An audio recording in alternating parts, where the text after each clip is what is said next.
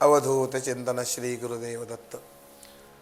गुरुचरित्र ग्रंथाचा विचार चिंतन आपण करतो आहोत.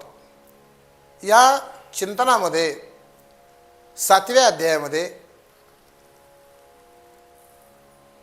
गोकर्ण महिमा असंख्यात या राजाप्रती गौतम सांगत चांडाळी उद्धरली अकस्मात 6व्या अध्यायी वर्णिली.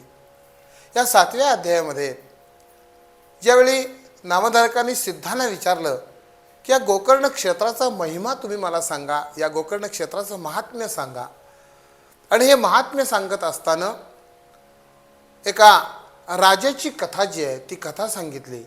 आणि या कथेमध्ये ही चांडाळी जी आहे या चांडाळीचा अकस्मात उद्धार कसा झाला.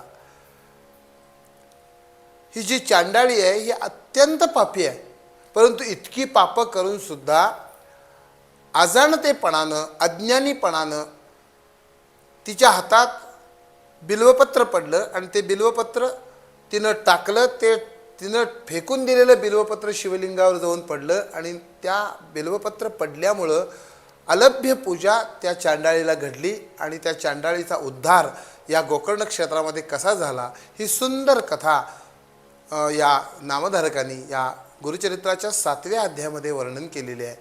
ही कथा आपल्याला जर ऐकायची असेल, पाहायची असेल तर आपण श्री दत्त भक्ती या चॅनलला सबस्क्राईब करा. म्हणजे या ठिकाणी आपल्याला हे संपूर्ण निरूपण गुरुचरित्राचं ऐकायला मिळेल, पाहायला मिळेल. अवधूत चिंतन श्री गुरुदेव दत्त.